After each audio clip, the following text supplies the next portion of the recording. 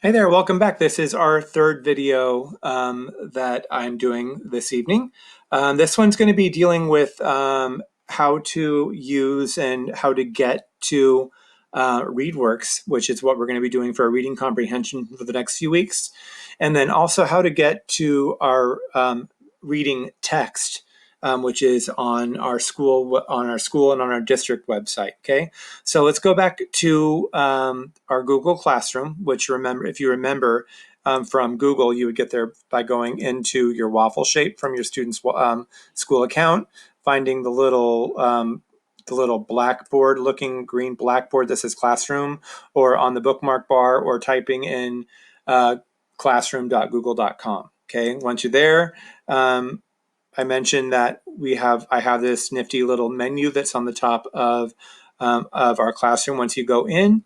And one of the things that you're going to notice on the bottom is, well, these screencasts that I've been recording, I have links for those on the bottom, and all our other learning apps, okay?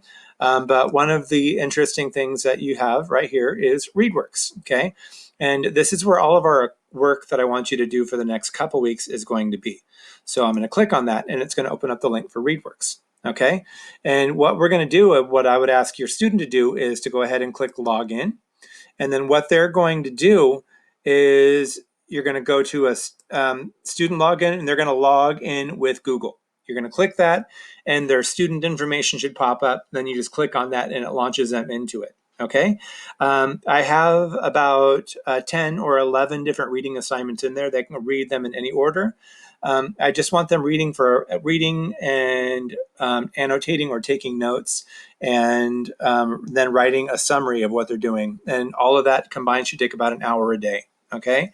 If they're rushing and not being really thorough, then they're going to have to do more than one. Okay. But they should be taking their time and making sure that you're checking their work before they're moving on. Okay, so they can't really highlight, as far as I know, when they're going into the articles, but they should.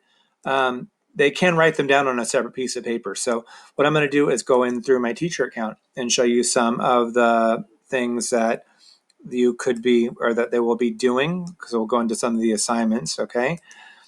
So if I go into any particular article, so I'm just going to pick one for now. Let's say I clicked on this one. Well, one of the options is going to be to hear the story, but I want them to read through it. Okay. And then when they're reading through it, they know what my expectations are as far as annotating. And that means marking or underlining the main idea and the supporting detail. Okay. And so if they can't really mark it on the computer, they can write it on paper. And so if they have lined paper, what I would like them to do is write down the things that they would have them write down the main idea, and then have them write down a few of the important supporting details that support the main idea. And then they would take that information, and then they're going to write me a paragraph that summarizes or retells me what this article was about. Okay, and it should be in their own words, and it should give me what the main idea was in their own words, and then maybe two or three of the most important supporting details that really supports that main idea.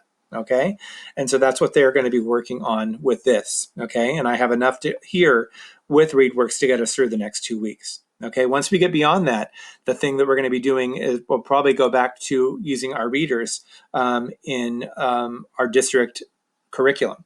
And you're going to get through that by going through family resources.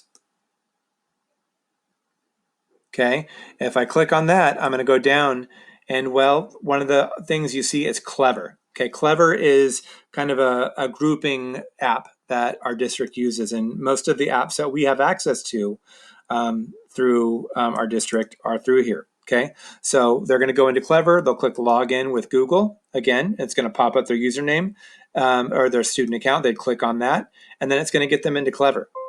Okay, once they're in Clever, they're going to scroll down, and there's favorites I have there, but they're going to go all the way down to the curriculum resources. And it's going to say benchmark education. They're going to click on that. And that's going to give all of the different benchmark apps that are programs that our district subscribes to. And the ones that we use is called Benchmark Advanced. Okay, so they would click on Benchmark Advanced, and then it's just a matter of selecting